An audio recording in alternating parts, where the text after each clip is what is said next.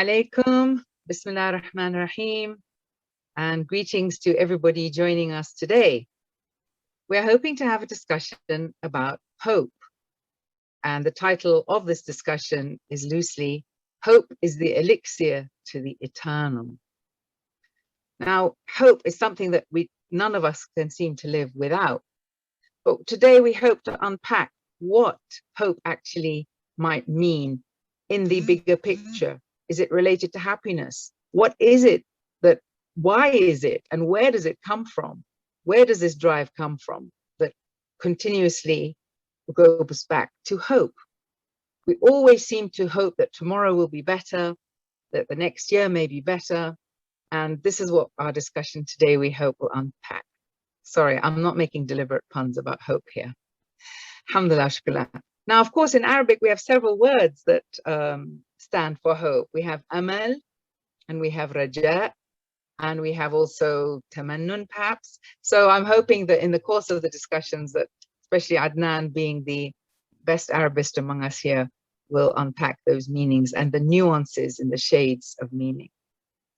So Adnan, I'd like to come to you. Perhaps you might start us off with something on those words. Yeah, Bismillah ar-Rahman ar-Rahim. As you said, that the idea of hope and implies there's, okay, I hope for something better. But where does that come from? What is that motivation? Why do we feel the sense of lack? What are we kind of hoping for? I mean, so that I'm hoping, okay, tomorrow will be better, or so somehow within me there's a sense of lack, and I want to, so in a sense, it's part of the human drive for perfection, in a sense. So there's a certain idea of perfection, but of course nobody can tell you what that is. So, but we are programmed in such a sense. As you said, there is the various words, and it's used in the Quran like amal and raja. Maybe if I could put things in context, says in the Quran, Bismillah ar-Rahman ar-Rahim, al-malu wal-banunu zinatul hayat ad-dunya. So wealth and progeny are adornment of the worldly life. So that's very clear. وَالْبَاقِيَاتُ الصَّالِحَاتُ خَيْرٌ عِنْدَ رَبِّكَ ثَوَابًا وَخَيْرٌ أَمَلًا. But the enduring goods are better to your Lord for reward and better for hope.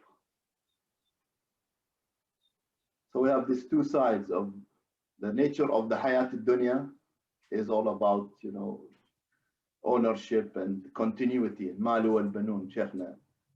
However, we're never satisfied. That can never be satisfying. It's a changing, it's finite, it's limited. And then and the Quran says how the Baqiyatul Salihat is truly what endures. And it is really better for, in a sense, it is the what we hope for truly. So here's the indication of in a sense the two sides of al-hayat al-dunya and what we hope for. Sheikhna, is that? Brilliant. So there is an inadequacy here in our transitory life on earth, because we are in the womb of space and time, and there is a certain urgency that drives us towards the constancy of that which is beyond time, or that is which is absolute, that which never changes, that which is eternal, baqiyat, baqi, ever there. So I am in a zone of uncertainty, and my inner drive from my soul, if you like, my soul is from the zone of permanency, it's a heavenly reality, being caught on earth, which is impermanency. So there is a drive in me to attain permanency, to attain my own soul, to be at one with that oneness. So I am completely caught in this zone of uncertainty, insecurity, doubts, fears, sorrows, all of the other, if you like, negative tendency, to a point whereby none of these occur and I am in bliss. That's why we all the time have these stories about the garden, the beyond your mind, happiness here ever after, all of these illusions and illusions we have. We are in this zone of change, driving towards hoping for a destiny that is ever perfect. And that destiny is in a way present in our own heart as a soul or a spirit or a divine reality or light or energy, which is eternal, permanent, perfect, from which everything emerges, onto which everything returns. So all my drives, hopes, aspirations, prayers for a better future, a better destiny, implies I want to be reassured now in this zone of uncertainty and vagueness that there is a future and a destiny that is ever perfect. If I know that, then my activities will not be frenzy, will not be spurious, will not be full of waste, full of all of the other things that we human beings consider to be inadequate or not sufficient. Once I know my destiny is my origin, which is my own soul, which is ever present, then I won't be wasting all this energy here and there and up and down and create all the havoc that every human being does. So then you know that you are in transition within the unseen, unknown, insecure, driven by that which is ever secure, back to that which is ever secure. So that is one, if you like, representation we can have. And if you live it, I think you would find that you will have وَلِمَنْ خَافَ مَقَامَ رَبِّهِ جَنَّةً. You enjoy this world of uncertainty, you deal with it, it deals with you, and it's fine, nothing, never trying to avoid it, but that requires a lot of courage and honesty. Whilst you are in this uncertainty zone, you are certain deep, deep, deep down that all has emanated, sustained, driven back to that permanent zone beyond space and time. Shaykhna, part of this drive is very much an evolutionary process, as you mentioned, that from birth and from that limited consciousness and the growth of that consciousness, and you mentioned many times our biggest kind of drive is the suffering, or part of it is the nature of ibtila and fitna. So Allah is always mentioned that, in a sense, part of this engagement, part of this dynamic of life for the finite being, is to have the idea, the struggle, the fitna, the bila, which is all the affliction and stuff. And without that, almost probably that's the nature of duality. We can never appreciate the light without the dark. And since we are going to start with this, the most finite of consciousness, and grow from there, without these forces, it's like a tree. Without being kind of buffeted by wind, it can never be strong. So here's the necessity of having affliction, in a sense, but doesn't necessarily mean suffering, but that's part of my own finite mind. But that's, again, that also drives me to look for but better. I argue. So the Quran says, إِنَّ الَّذِينَ آمَنُوا وَالَّذِينَ هَاجَرُوا وَجَاهَدُوا فِي سَبِيلِ اللَّهِ. Indeed, those who trusted and those who have immigrated and struggled in the fi sabilillah, in the path of Allah, أُولَٰئِكَ يَرْجُونَ رَحْمَةَ اللَّهِ وَاللَّهُ غَفُورٌ رَحِيمٌ. So with this path of struggle and hijrah and immigration, and effectively it is going from one state to another, and hopefully having that raja, that and trust that there's only rahmatullah. Without that, it's, as you said, we can be kind of lost in this shadowy world of struggle, but without any destination, without any. And he says, he ends it, so Wallahu Ghafurun Rahim. I mean, we need that covering of light. Otherwise, I'm kind of stuck in this, which we see so many people, as in, there is struggle, but there is no way out of it. So in a sense, as you said, there's a meeting of light and shadow. There's a meeting of, somehow the divinity and humanity. Humanity by itself cannot work, we're always hoping for the rahmah and the maghfirah. So as part of our journey, we have to have both the struggle and the dhikr of these, in a sense, the attributes that are within us. But how would we know unless we are reminded of that and be able to turn from simply struggle to real evolution and growth? Once we experience duality, once we are in the zone of duality, once we are in the dunya, once our consciousness is conditioned, then we are in this duality of push-pull, khawf, raja, fear from suffering, hope for the offering, and on and on and on, push-pull. And then again, if we see everything is part of twos, the birth from the mother's womb leads us to the earthly womb that we are talking about. That of good, bad, up, down, visible, invisible, known, unknown, and so on. So we are, all of us, as human beings, within the earthly womb, which has within it a certain darkness. Therefore, our consciousness is conditioned.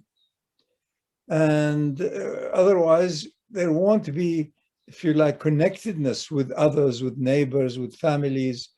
All of these networks of human, if you like, stability are part of that conditioning. What do they say? What if I have to help them because one day I may need them? And on and on and on, the give and the take, and the push and the pull. Now, birth from the earthly womb into awakening into the full spectrum light, into the divine presence, birth from the conditioned consciousness to the full consciousness needs this push-pull, turn away from the misery and uncertainty and doubts towards that which is cosmically constant and perfect. So you need this push-pull. And each one of us also have it. So I've been there, I've done that, I don't want to do it anymore. It wasn't good enough. Too much, strife, too much uncertainty, too much lie, too many lies, etc. I don't like that. I want to have peace. I want to have tranquility. I want to have a flow that has within it joy and delight and no fear, only greater and greater and greater promise of the ever-present perfection. So it is a second birth. Hope, desire, and aspirations, and the working for a better outcome or destiny are all part of the midwife's work from this womb. We have to be reborn. And everybody will experience that. كل نفس ذائقة الموت. That is birth. And no one is in any way excluded. We're all included in the realization of the cosmic perfection within the earthly apparent imperfection. That is the story. We are, each one of us is in that zone of conditioned consciousness. Now, if you're fortunate enough, you have the energy, you have the ability, you have the possibility of popping your head out of it. It's like people in an ocean. Few of them manage to get their head out and they see, oh, there is a horizon and there is an island or something. So these are, if you like, the prophetic being. They say, oh, I saw qabas, I saw the light, I saw things. And I can tell you that there is that in Tur Sina or wherever. And then the voice also said, but once you are leaving behind that consciousness, you are إنك في الوادي المقدس طوى. You are in the sacred precinct. The entire cosmos is in the sacred precinct. But we as human beings, conditioned to duality, we say, no, no, this is profane. This is terrible, needs punishment. And then this is not, needs to be. So this is a human construct, which is needed and helpful to take us to the shore. But once we are on the shore, then nothing else can happen other than you, by your will, by intelligence, by Allah's ever-present grace, you jump. That's all. And then you know, oh, there was nothing other than that. From wherever you came, all your aspirations were also given to you by that invisible Rahmah. Rahmah is visible, invisible, ever-present, absent. All of them is grace upon grace upon grace with slightly different flavors. So, and you say, oh, هذا ما أوتيت من قبل. Once you are in the garden, say, but I had many occasions in which I felt I am in the most perfect ambience in paradise, in the Jannah. So, but that state that you've touched upon maybe once or twice, the essence of it, the flavor of it, resides in your own heart, in your own soul. So you don't have to climb all the mountains and get there and so on. And it has to be this certain time of the, of the atmospherics and the conjunction of the stars, because many a time people do that. Say, I had that feeling in so and so 7th of June when I was there in that island. You get there, after all the preparation, and nothing happens because it's a state. You associated it with a place. Place and time are the frames that gives us the illusion of stability in the dunya, in this world whose nature is constant instability. There is always constancy, but in this dunya is unstable, uncertain. Nothing is certain. You may do A, B, and C, but the outcome is not necessarily going to be what you had expected of it being joyful, pleasant, all of the harmonies that you were looking for. So we are in this zone which requires our hope, attention, and action, but increase and trust in that the ultimate outcome is part of the divine grace. I can never be certain. I have to do the bit I can, be prepared to jump in the ocean of the infinitude, but there's no guarantee. I have to do my bit, and the rest is based on trust and, in a way, divine grace.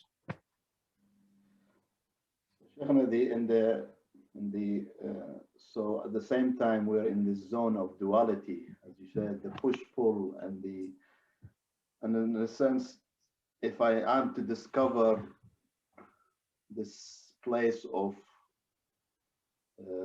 maybe certainty or at least of balance, so I have to be in a sense that barzakh for me, the interspace. So I see it if I'm at the same time in this world but not of this world, and so the notion of the barzakh is such a the interspace where in a sense I am in, from one face there is the ocean of divinity and the ocean, and then one side the ocean of the earthly and the heavenly, and the nature of the Adamic consciousness of where the human being to get to that place while we are in this is to be that interspace. It seems to me that's so I see the push-pull, but at the same time I see the perfection of it. So the push-pull is the dynamics of life, dynamics of creation.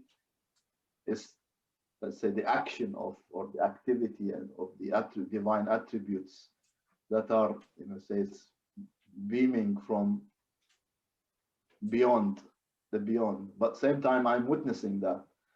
But seems to me that the best way I can see it is I have to be discover or the ever-present perfection of being a barzakh as long as I'm here. Is that? Yeah. Can I ask us to dwell on this for a moment? This push-pull. We are familiar with it in the framework of khawf and raja, fear and hope. When I was younger, I heard someone say that Shaykh Muhammad ibn al-Habib, whenever he used to walk in his zawiyah up the stairs, with each step he would say khawf, raja, khawf, raja, implying that this is the pathway of life.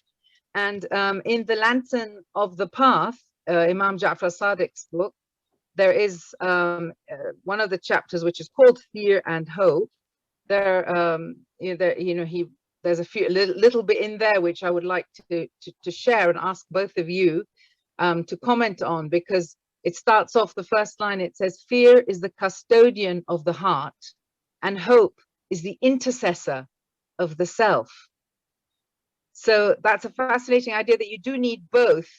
You don't need paralyzing fear, but you don't also need whimsical, foolish hope that is, unrealistic. So what do you want to say about that? Fear being the custodian of the heart and hope is the intercessor of the self. It saves us. Khawf is from the nafs, from darkness. Raja is from the soul, the source of my life and light. So I am in between. The so-called I is the barzakh, as Dr. Adnan says, is in between. The so-called I, is a divine light, min amri Rabbi. It's a ruh, and there are millions of different arwah, and they're ever present, always, everywhere, whatever. They're not subject to space and time. And then once that ruh latches on to physical, chemical, material issues on earth, then the so-called I emerges. And then I am truly an in-between, a material entity which has been evolving and is still evolving, the so-called I, over billions of years on this tiny little earth, just turning around and being hurtled in space, and a divine entity which had within it, if you like, transmitting every aspect of possibility, known and unknown, called my soul. So I am between the darkness of the self. I can play being God, I can destroy anything, I can do anything, I can be, etc., etc. The so-called I, the source of all disruptions, and the real I, which is cosmic, not separate from, if you like, the divine light. And so that's a khawf from me, from the accumulation of my arrogance, my illusion that I'm powerful, I can do everything, I can change everything. Fear that. These are the stories that we have also in terms of, watchfulness, constant awareness, all of the, don't be arrogant, don't assume that the air goes into your lung, it may come out, and so on and so on. Be on that edge between your life and permanent life. That's it. So that's khawf. And then raja is that I know within me lies a divine light that is sample representative of cosmic light. I mean, what better gift, what greater gift than that? So humbleness comes first by knowing that the rest is stupid and not durable and idiotic, doesn't stand the test of any intelligence. And the other one is super intelligence, supra-intelligence, that within you lies a gift beyond any gift that can be described. So, and then you're here to be exposed to being more and more and more and more focused on the inner light without denying the outer shadows. Because if you deny the outer shadow and the wall is coming down on you, you will just die and perish and lose this possibility of discovery of the eternal being caught within the framework of a temporary being like your body. So that's how we are now being prepared, if you like, to be qualified to enter into udkhuli fi ibadi, being prepared to be truly able to lose everything into that worship, udkhuli jannati. So it has to be nafs al-mutma'inna.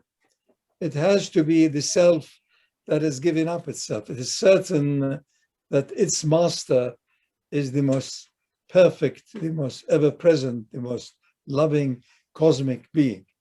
Ya ayyatuha an-nafs al-mutma'inna. The nafs knows now that it really was a shadow. Its reality is the ruh. That's why then it can be in adoration fi ibadi. That's it. We're here being prepared. If we accept it, by the time you are mature with intelligence, which leads to higher intelligence and draws from supra-intelligence, then you are in this world, not of this world. Then لَا خَوْفٌ عَلَيْهِمْ وَلَا هُمْ يَحْزَنُونَ. Then you have done the little duty that you had. But that requires courage and honesty, total honesty, and which means courage and fearlessness, and then you are here. And doesn't mean that you go and frighten everybody else. Everybody has to have their, given their own sphere of attainment. You can't talk to a 6-year-old child the same way as you talk to a 60-year-old, person. They were supposed to have had, greater exposure. But unless there is a goal, unless there is an ultimate understanding that we are, each one of us need to be taken to by will and prayers and hope and action to a state that you stop the shadows. You're truly touching the zone of light with no shadows in it, in your own heart. That is, if you like, what people call awakening, enlightenment, self-realization, all of these different terms. All what it means is that you do not deny the lower self and its shadows, you just transcend it to the edge from which it drives its life, which is cosmic light. That's all. Not a big deal. It doesn't need to be made mystical either. Yeah, I suppose the khawf of raja is part of, again, the push-pull, as you mentioned. There's a natural khawf, which is, part of our, natural biological survival. If there's no fear, together with intelligence, then of course I don't want to be sick. I don't want to be. So I kind of, there's an amount of fear that is healthy there. But then if that is only, there's a strict identification. If I identify myself with that aspect, then it, as Shaykhna said, it becomes, it's nafs. So, and that becomes debilitating. So the heart that is stuck in fear can never, means that it naturally cannot turn. So the turning of the heart is natural, and it can only do that when fear is let go, or not to be identified with our lower aspect. So together with intelligence, we see that the world of shadows, the world of change, the world of transience is something we cannot attach ourselves to. It's nature. However, there's the other world that is, or the other zone that is within us, that is the place of iman. That is the place where we find the trust, and there the raja comes in, as in there is you are the finite and the, where the finite and the infinite meet. If the heart is facing just towards the finite, it's debilitating. It's you are constantly in fear. So like the animal nature, you're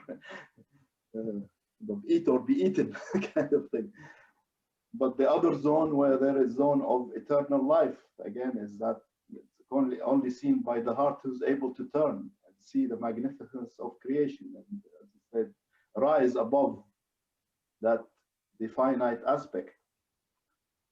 So, I mean, here where it comes in that الَّذِينَ يُؤْمِنُونَ بِالْغَيْبِ, those who find security and trust in the unseen. You can never have يُؤْمِنُونَ بالشهاد or something with the seen, because clearly they can never be. So whenever the more we try to kind of have that, find security in the seen, is an impossible task. How can you, when something is such a changing, uncertain, certainly in annihilation? So that's, we have to find al-baqiyat al-salihat. That's the eternal remaining things. They say al-baqiyat al-salihat, meaning that you can only find that when the other side has been transcended.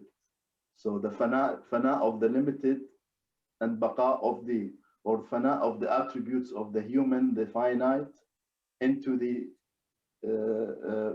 attributes of divinity. So again comes the istighfar. Istighfar effectively is covering the attributes of divinity that covers the attributes of humanity, and then there's only khair and baqa. But that's baqa in rububiyyah. You cannot have baqa in the finite. So it's discovering that eternal.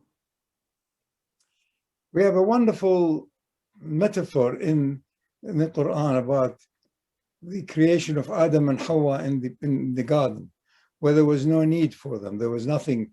They were in paradise. But it is waswasa lahum ash-shaytan. So here is shaitan helping in the work of the visible, if you like, Rahmaniyya. So the work of the Rahman. So if it was not for waswas, they would have remained in the garden. They would have not known what small hell is, or need is, or suffering is, or darkness is. So it had to be completed. So that's why قُلْنَا اهْبِطُوا بَعْضُكُمْ عَدُوٌّ. So it was incomplete in a sense. The light occurred, visible, if you like, even identified and so on, as over billions of years, evolution continued from a tiny, whatever cell into all kinds of creatures, millions of species and so on. So it had to be completed. In other words, the temporariness, the uncertainness of it, and the passing of it was necessary for the ruh to experience. Otherwise, we don't know what is passing. The ruh was min amri Rabbi, in the infinite of timelessness, and that is it. But it had to have a journey, in a sense, to be exposed to something that is transitory. It has in it darkness and lights and shadows and accepting, rejection, but all of the other dualities. So we had to be, in a way, brought into this barzakhiyya, into this interim phase, to see all of the uncertainty, for the ruh to truly then say, ارجعي إلى ربك راضية مرضية. Truly, I am now ready to go back into the zone of no identity, no duality, perfect, cosmic, if you like, boundless soup, where everything is contained within it, and it is one.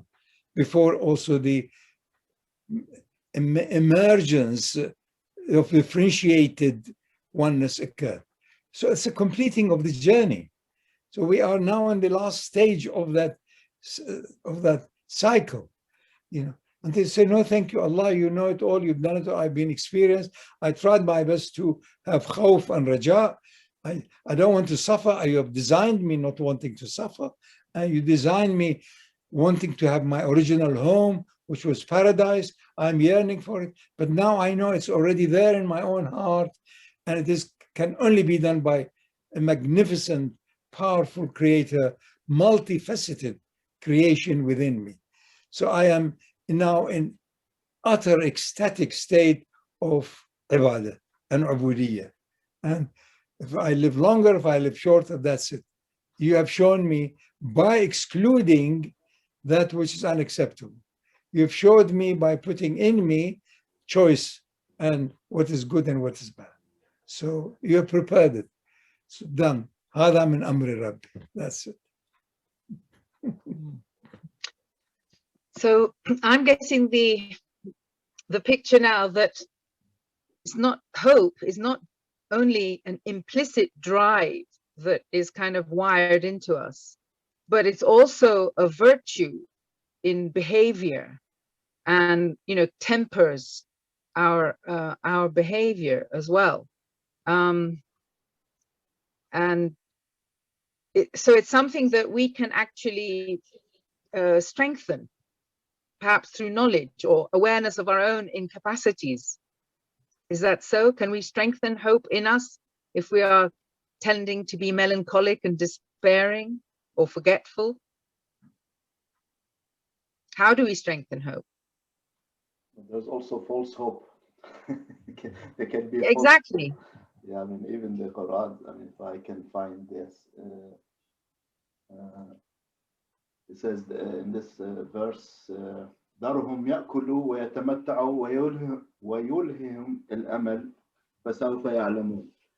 So hope without, without, looking. I mean, while remaining in this, he mentions that let them eat and enjoy themselves and be diverting. So as long as there's the,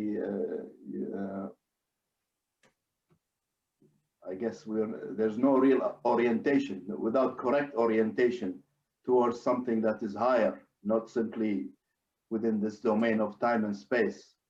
And looking for the hope means only something, okay, I'll have a better thing tomorrow. I don't know, it's my next job and my next. That simply becomes a false hope.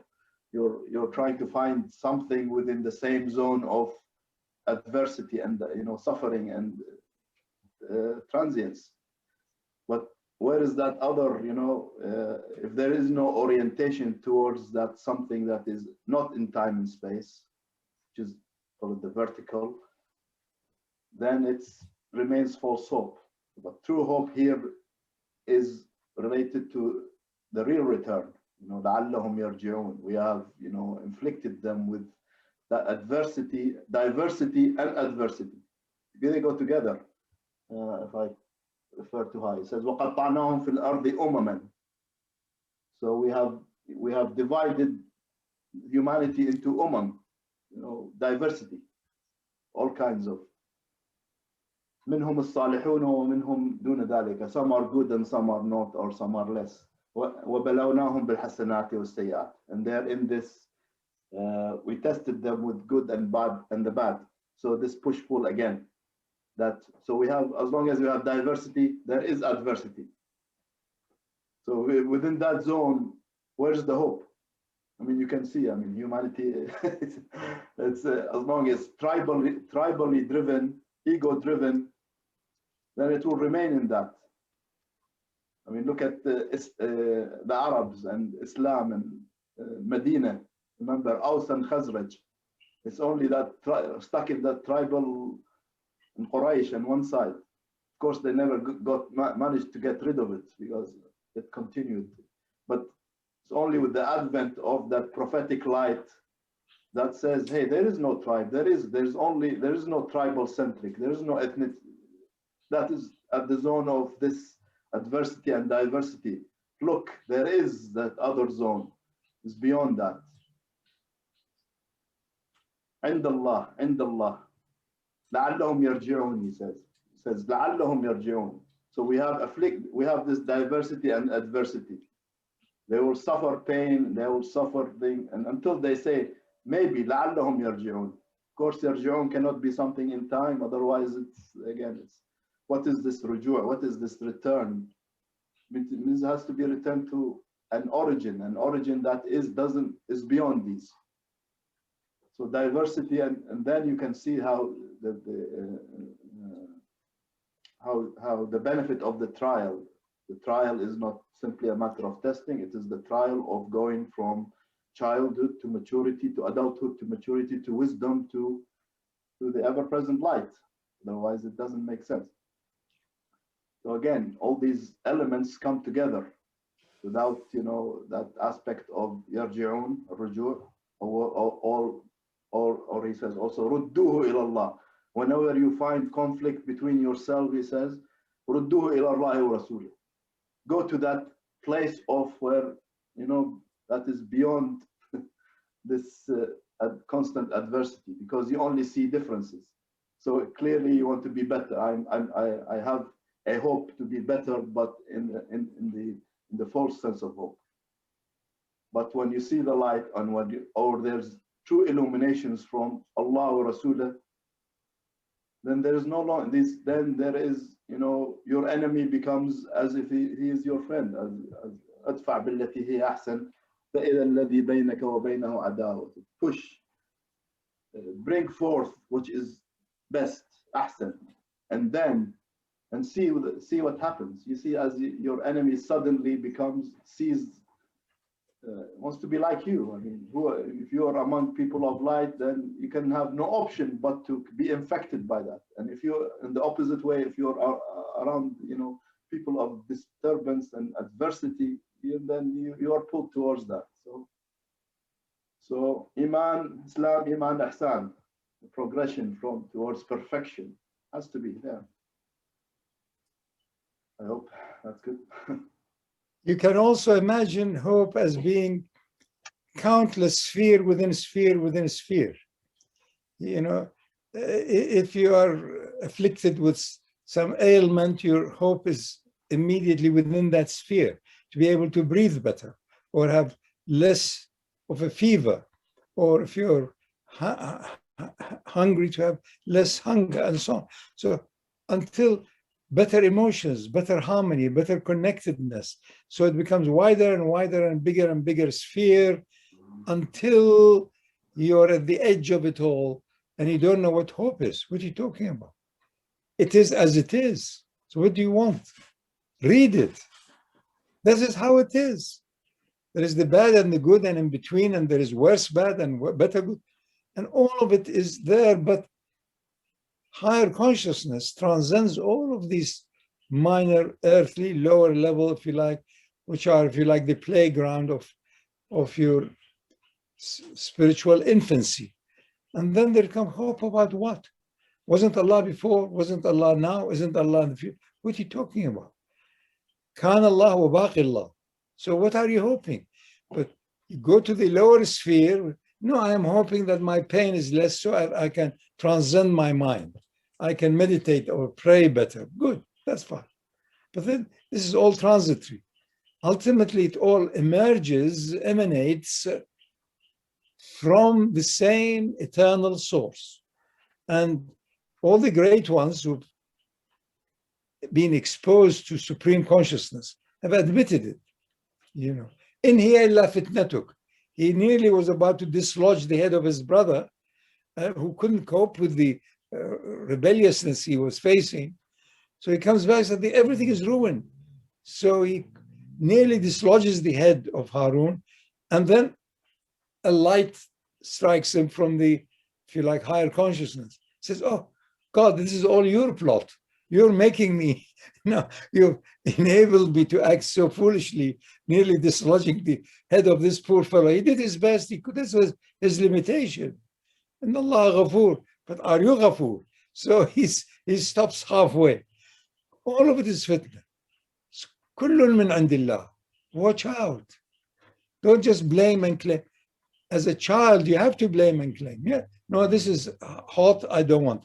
This is too whatever, I don't. So this is fine as you are growing in the sphere of dual consciousness.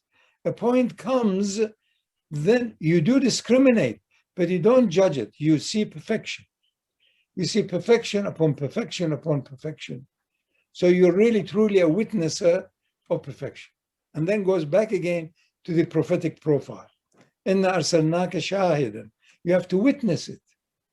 Okay, this is destructive. The whole world is about to bust with our abusiveness. And then Give them the good news that this abusiveness, all of this darkness emanates because there is the eternal light. Mubashira. And then also warning, if you don't behave, if you are not accountable and admit your stupidities and so on, you will not reform the shadow in you, the so-called you, the ego in you. And then that's it. And then you've done your bit of transformation on this earth. And now you know there is only your ruh, and you know your ruh is only from the divine. Then you know there is only the divine. All of the others were shadows. So that's it. لا يسمعون فيها لغوا ولا تأثيما إلا قيلا. That's it. You've done your bit. The rest is incidental and so on. Now the issue here at the moment, especially where we are on this earth, is to find companions. This is very, very difficult. You can't do it without companions.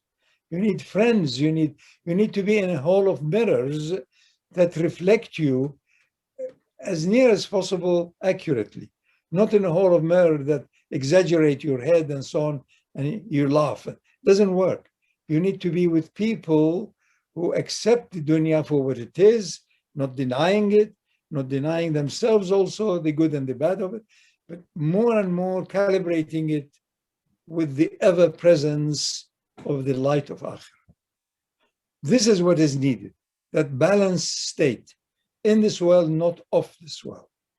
Otherwise, you can easier to be a hermit completely. Recently, I just read about an Argentinian who had gone to a remote part of Argentine, northwest, in a vast area called Tucumán. And he lives in a cave, has been there for 45 years. And it takes 2 days by mule to get to him. So they wanted to make a documentary. So eventually they get to the place, he's not there. After a few hours, he appears with few sticks of wood and few things that he has collected. So he remembers them. So they asked him, aren't you scared here? You meet nobody. He said, yes, I'm scared of human beings, not of beasts. He said, they come, I feed them, they eat, and they go. It is the human being that's the most scary. So until you're not scared of yourself, you will be scared. You will be khawf. Until you know, Baba, all of it is to stop you having the illusion that you are a separate entity or a divine entity. You become a cult leader because of your ruh is divine. Be careful. No, all of it originally is divine, covered up with level after level of darkness, uncertainty, and all of the other things that we experience on this world. فارجع البصر هل ترى من فطور. That's why if you reflect truly, deeply, if you are given, if you like, rububiyat, you can change anything you want in the universe. You will come back to the point that you won't change a thing. So this drive to change, make your impression is really for the childish exercise. I've made a mark, I discovered something. I am now in the books. They all know me that I've been given all the prizes, but are you truly, reliably, constantly content and happy? Are you touching the zone that you have no desires, no wants, nothing, and you're genuinely content with everything around, including the possibility of instant death right now? If you are, then you have done your duty. That's all. Not much more. We don't need to go and make monuments of you, another saint or another sage, another beige. What's all? You've just done what is natural. You have avoided that which is the zone of khawf. You have done what you're raja. Now you've gone past it. Then you're no longer, you don't know what you're hoping for what. It's already there. So you've gone to the last limit of mentally, if you like, discernible hope and so on. It's no more a mind. It is your innermost. It is your lub, if you like. And that is your fu'ad. ما كذب الفؤاد ما رأى. The innermost of your heart. The heart is a vessel. It is the metaphorical vessel of the physical heart. They're always two. So your heart is a vessel, contains the this unknown, undefinable entity called your ruh. The innermost of it all is fu'ad. So your fu'ad knows it all. Your innermost knows it all. It has been exposed to it all. So, وَلَقَدْ عَلِمْتُمُ النَّشْأَةَ الْأُولَى. Who is عَلِمْتُم? Who? It's your ruh. It knows the state before creation and the instant of creation. And that's why we're all the time looking for it. Let's go back and back and back and back. More archaeology, more discovery. More discovery of what? Whatever we have discovered is only minuscule in this compared to what we don't know. Then we invent all of these other things, dark matter, this matter. It's وَمَا أُوتِيتُم مِّنَ الْعِلْمِ إِلَّا قَلِيلًا. What we have is very little as a sample. If that's not enough for you, what will be enough for you? It's like a cook who's all the time testing, but he ate all the food. This is us. Isn't that enough a sample? This is rubbish. It is not good for you. No, I want to. So you can't also say it's بَلَا فَلْيَطْمَئِنَّ قَلْبِي. No, it's about your physical reality. Your qalb can become mutma'in easily. But it is your mental, your ego, your fantasy. It's shaitanic. It's not rahmanic.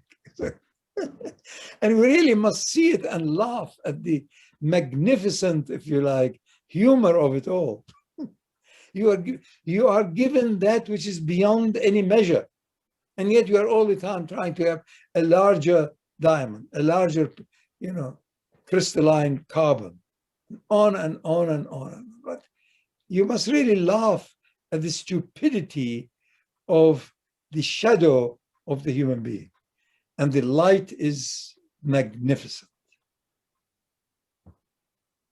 SubhanAllah. Thank you, Shaykh Fadhlalla. Adnan, do you have anything to add to that? Well, as Allah Himself says in the Quran, وَالَّذِي أَضْحَكَ وَأَبْكَى. Allahu Akbar. Allahu Akbar.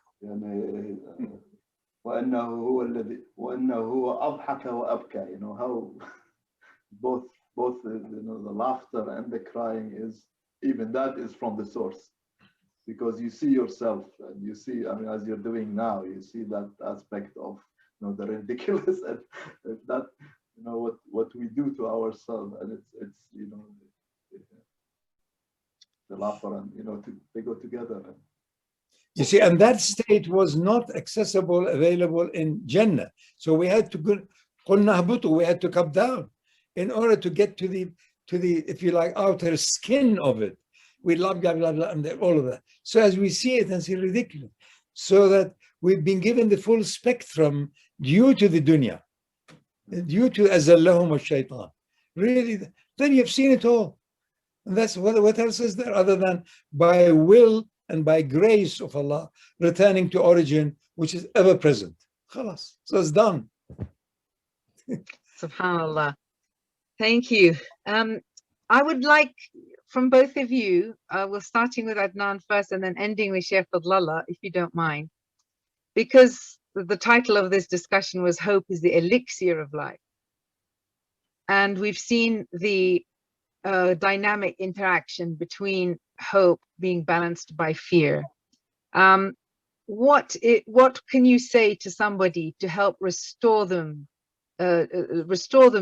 to positive attitude of true hopefulness if they have been wallowing in the mire of despair? What counsel would you give to people to be able to bring hope back into balance with fear and despair? Adnan and then Shaykh Fadhlalla, please. Of course, it's the most difficult aspect because you have to, in a sense, able to, as in the case of the Rasul Sallallahu Alaihi Wasallam, is that how are you, being in a, let's say, different, assuming you're a mature adult, but at the same time you have to speak from the same level as that person. I'm talking about even my children, going through, their own. You can see he's going through this, and how do you address that until you be able to, in a sense, come to that that same level of that and understanding their suffering. And it's one of the meaning of being having developed rationality, which is probably one feature of the human being. To be rational is being able to take the position of the other, right? Because otherwise, like, maybe it's also empathy or so. If I am not able to be in that position of understanding that suffering from their own position, I can never interact with that. So being able to address that from their position, and not, of course, I mean, if we like, I don't know, a graduate speaking to a primary school, and it's impossible unless you can come back to that language. So even the Quran says, "Inna anzalnahu Qur'anan Arabiyyan la'allakum ta'qilun," so that we brought it down to this level of the same language, the same, that so that you can be an understanding. But its reality is alien, it's beyond something that you can ever read. So for me, is that how can I address, as you mentioned, that person at the same level? So accept the suffering is real, even if it's fantasy. It is from that position, it is real. It is real. It could be, I don't know, a loss of a, you know, he lost his pen. And he's, so, I mean, that the idea of loss is that you have to be able to be empathetic, and then, but it's not just stay at that and lift them to that position as that somehow there's a way out. There is a, you know, that's the most I can. Thank you. Say, if I can achieve that. And that's a big if. Shaykh Fadhlalla. You know, the metaphor of elixir is transformation. And it begins also with information that you could be happier than you are. You could have less misery and suffering and fear than what you are experiencing. But there is a need for the right ambience, the right energy field for you to get out of the darkness that you are in now. So elixir is based entirely on the visible and the invisible. It is an exceedingly mysteriously potent entity that if you put it on a base metal, it transforms it to a noble metal or gold. So here again, I am suffering. I'm not happy. I am uncertain. I am insecure. So I first, because of the I, because of the doer, I have to do something.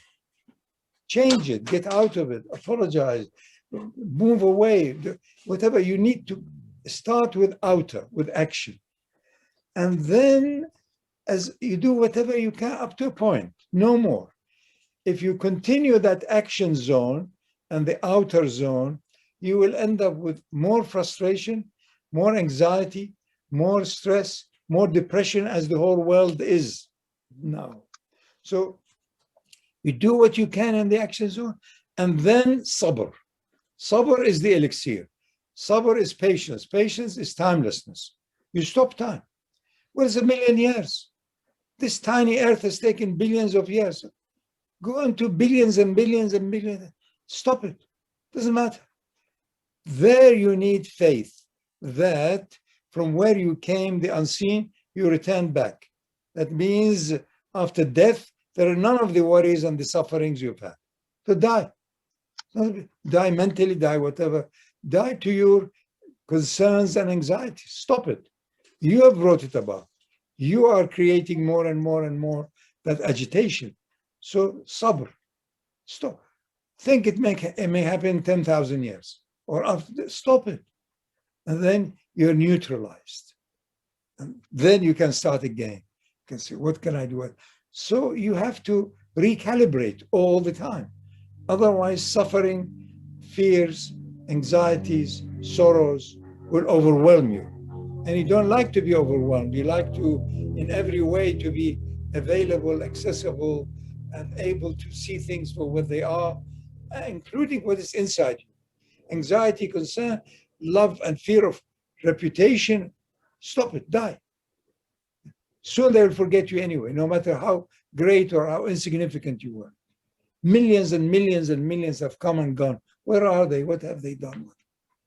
Yeah, there were serious concern and quarrels on the final designs of the Versailles gardens. What is it? Where is it? Here now you have some silly tourists with chewing gums and all kinds of rubbish going around Versailles looking at this. For nearly 2 years, they were serious head gardeners' heads chopped. Where is it? What? Stop it. Be present. Present is timeless. The present moment is sliding in what we imagine to be time, but it is timeless. It's eternally now, ever now. Stop it. Enter into the numerous houses of treasures which is within your cultures. For that, you need a bit of friends, a bit of help, and other things, and respect, true reverence for the unseen, utter reverence to the light of Haqq. Bismillah. Thank you, thank you, thank you very much. Thank you, especially Adnan. Thank you. Thank you, John. Thank you very much. Thank you, Shaykh Fadhlalla. Thank you, Adnan.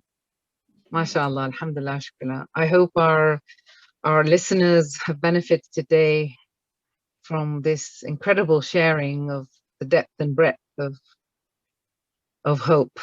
As we say in English, hope springs eternal. And inshallah, it's that connector between us and Allah subhanahu wa ta'ala. We can never despair of Allah's rahmah, inshallah. Thank you. Assalamu alaikum. Goodbye. Assalamu alaikum.